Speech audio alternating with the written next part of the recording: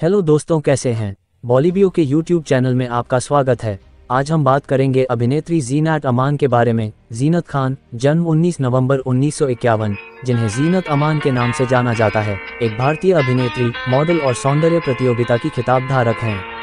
उन्हें पहली बार उनके मॉडलिंग कार्य के लिए पहचान मिली और 19 साल की उम्र में उन्होंने सौंदर्य प्रतियोगिताओं में भाग लिया और 1970 में फेमिना मिस इंडिया पेजेंट और miss Asia Pacific international pageant दोनों जीते। उन्होंने 1970 में अपने अभिनय करियर की शुरुआत की और उनके शुरुआती कार्यों में द एविल विदिन 1970 और हलचल 1971 जैसी फिल्में शामिल हैं। अमन को सफलता संगीतमय नाटक हरे राम हरे कृष्णा 1971 से मिली, जिसके लिए उन्होंने सर्वश्रेष्ठ सहायक अभिनेत्री का फिल्मफेयर पुरस्कार जीता।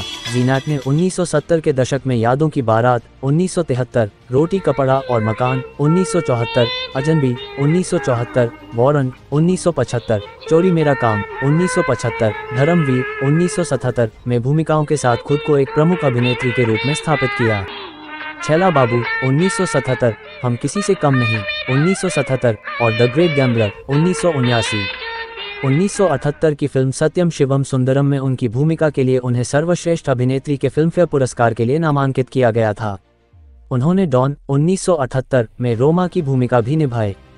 1980 के दशक की शुरुआत में उन्होंने अब्दुल्ला 1980, अली बाबा और 40 चोर 1980, कुर्बानी 1980, दोस्ताना 1980 और इंसाफ का तराजू 1980 में प्रमुख भूमिकाएं निभाईं, जिनमें से सबसे बाद में उन्हें दूसरा नामांकन मिला सर्वश्रेष्ठ अभिनेत्री के फिल्मफेयर पुरस्कार के लिए।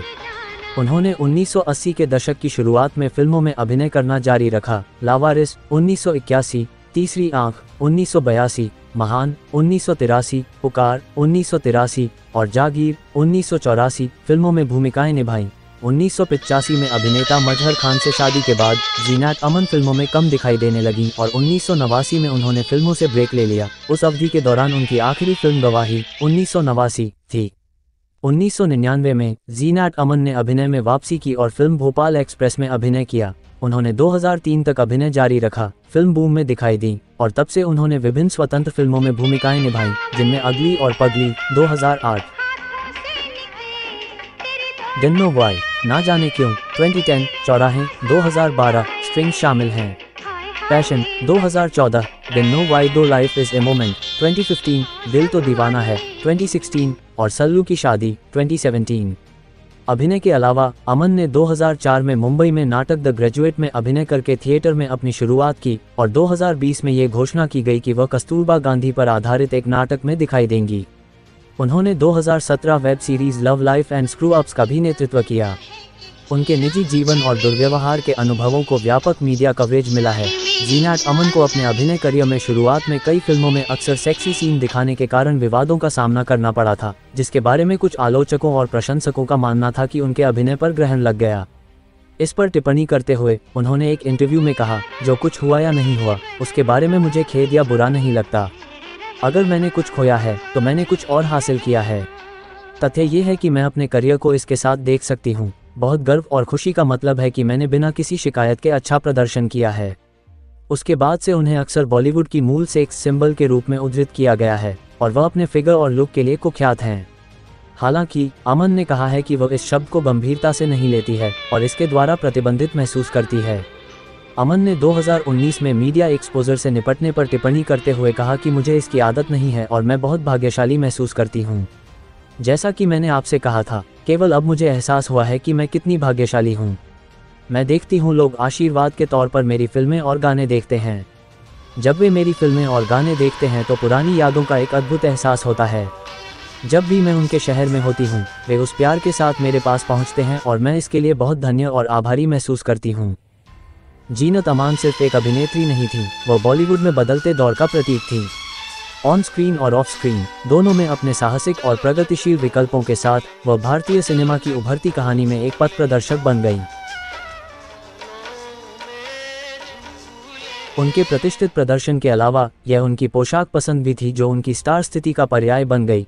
फिल्म उद्योग में चुनौतियों और बदलावों का सामना करने के बावजूद जीनत अमान की विरासत कायम है। भारतीय सिनेमा में उनका योगदान सिल्वर स्क्रीन से आगे तक फैला हुआ है, क्योंकि वह अभिनेताओं और फिल्म निर्माताओं की पीढ़ियों को प्रेरित करती रहती हैं।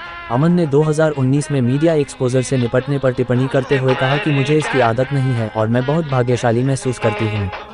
जैसा कि मैंने आपसे कहा था, केवल अब मुझे एहसास हुआ है कि मैं कितनी भाग्यशाली हूँ। लोग जब मेरी फिल्में और गाने देखते हैं तो पुरानी यादों का एक अद्भुत एहसास होता है। जब भी मैं उनके शहर में होती हूँ, वे उस प्यार के साथ मेरे पास पहुँचते हैं और मैं इसके लिए बहुत धन्य और आभारी महसूस करती हूँ। मार्च 2016 में कलाकार मीना सिद्दीकी द्वारा बनाई गई एक प्रदर्शनी दुबई में लॉन्च की गई थी, जिसमें ज़ीनत अमन को समर्पित विभिन्न कार्यों और कलाओं को प्रदर्शित किया गया था, जिसका शीर्षक रीडिफाइनिंग ब्यूटी टैगलाइन के साथ ज़ीनत अमान था। इस कार्यक्रम में अमन के साथ साथ संयुक्त अरब अमीरात और पाकिस्तान सहित विभिन्न देशों के सदस्यों ने भाग लिया। अप्रैल 2019 में बॉलीवुड हंगामा ने अमन को अब तक की 10 सबसे हॉट बॉलीवुड अभिनेत्रियों में से एक के रूप में सूचीबद्ध किया। ज़ीनत अमान एक अनुभवी अभिनेत्री हैं जो अपने असाधारण अभिनय कौशल और अद्भुत सुंदरता के लिए व्यापक रूप से पहचानी जाती हैं। 72 साल की होने के बावजूद भी वह अपनी आकर्षक शख्सियत से लाखों लोगों के दिलों पर राज करती हैं। हाल ही में ज़ीनत इंस्टाग्राम से जुड़ी और नियमित रूप से तस्वीरें और वीडियो साझा करके अपने प्रशंसकों के साथ बातचीत करती हैं। उनकी हालिया पोस्ट ने उन्हें एक बार फिर से चर्चा में ला दिया है।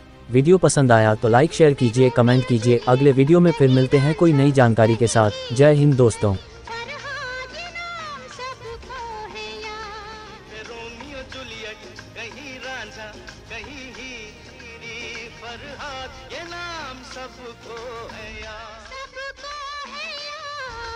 सबको है